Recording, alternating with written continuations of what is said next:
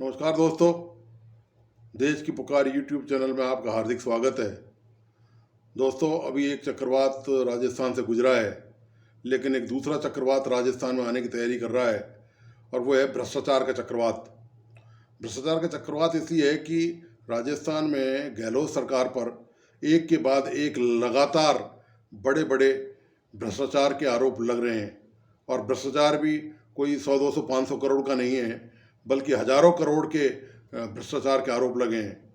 और भारतीय जनता पार्टी बहुत ही आक्रामक तरीके से इन आरोपों को लगा रही है। आप देखिए कि सबसे पहले यदि भ्रष्टाचार की यदि गहलोत सरकार में अपने आरोपों की बात करें तो सबसे पहले तो एक अधिकारी पकड़ा जाता है, उसके दफ्तर से 1.5-2 करोड़ रुपए की रिश्वत ऑफिस के अंदर से बरामद होती है। 1 किलो सोना बरामद होता है उस अधिकारी वो जो अधिकारी खरीद कमेटी में था, वो जितनी भी आईटी की खरीद होती है सरकार के स्तर पर, वो उसमें खरीद कमेटी में शामिल था और ठेकेदारों की मिली भगत से ये सारा खेल चलता रहा। एक मामला। दूसरा मामला सांसद किरोड़ीलाल मीणा ने उठाया, वो ये उठाया कि किस तरह से मुख्यमंत्री अशोक गहलोत के बेटे ने जो बेनामी ट्रांजैक्शन वो किया है और एक होटल है उसमें करोड़ों रुपए का लेन देन किया है और ये सारा काला बाजार का पैसा है। तीसरा आरोप आप देखिए। तीसरा आरोप उन्होंने लगाया कि जो डीओआईटी में खरीद फरोख्त हुई है उसमें अशोक गहलोत के जो करीबी लोग हैं उन्हीं को ठेके दिए गए हैं और उनमें हजारों करोड़ का हेर फेर हुआ है।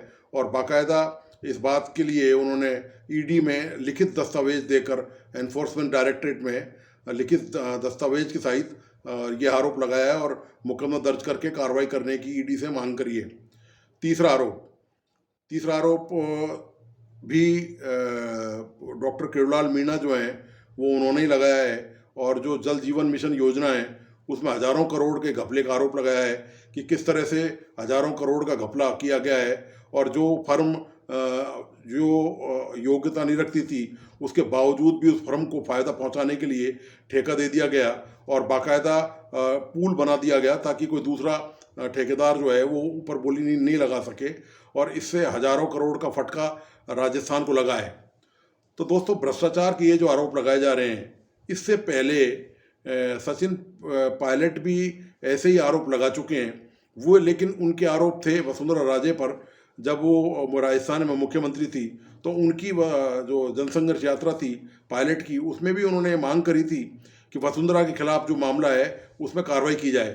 लेकिन अशोक गहलोत सरकार ने ये कहते हुए उस मामले को ठंडे बस्ते में डाल दिया कि सरकार ने सारी जांच करा ली है और जो मामले थे वो कोर्ट में हैं और अब उनके खिलाफ कोई, वसुंधरा के खिलाफ यानी कि कोई मामला बचा हुआ नहीं है।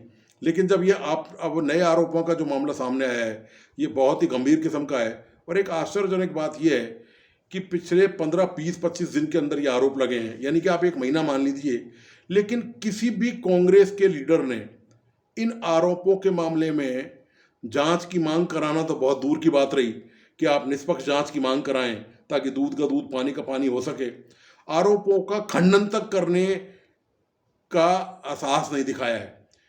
यह भी नहीं कहा गया कि ये जो आरोप लगाए हैं ये राजनीति से प्रेरित हैं, ये पूर्वाग्रह से प्रेरित हैं, ये चुनाव जीतने के लिए भारतीय जनता पार्टी चालें चल रही है। ये भी आरोप नहीं लगाए। मतलब अभी तक ना मुख्यमंत्री लेवल पर, और सबसे बड़ी आश्चर्य की बात यह दोस्तों, कांग्रेस भ्रष्टाचार के आरोपों से पहले गिरी रही है। नरेंद्र मोदी और अमित शाह आप देखते रहे कि कांग्रेस में राहुल और सोनिया गांधी को लेकर तमाम आरोप प्रत्यारोप लगाते रहे और इनके खिलाफ ईडी तक की कार्रवाई चल रही है। आश्चर्यजनक बात तो यह है कि राजस्थान में जो कांग्रेस के पर आरोप लगाए जा रहे हैं उसमें राहुल गांधी की और मल्लिकार्जुन खड़गे की जो राष्ट्रीय अध्यक्ष हैं और प्रियंका गांधी की चुप्पी बहुत ही जबरदस्त आश्चर्यजनक चुप्पी साधे हुए हैं। और अभी तक इन तीनों की तरफ से जो राष्ट्रीय नेता हैं कांग्रेस के, एक लाइन का बयान भी अभी तक जारी नहीं किया गया है।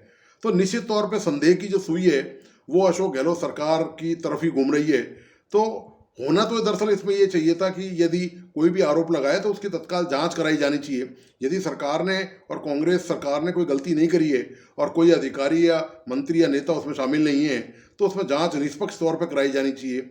बल्कि जांच इस लेवल पे कराए, चाहे वो जांच किसी हाई कोर्ट के सिटिंग जज से कराएं या रिटायर्ड जज से कराएं और टाइम बाउंड जांच कराएं।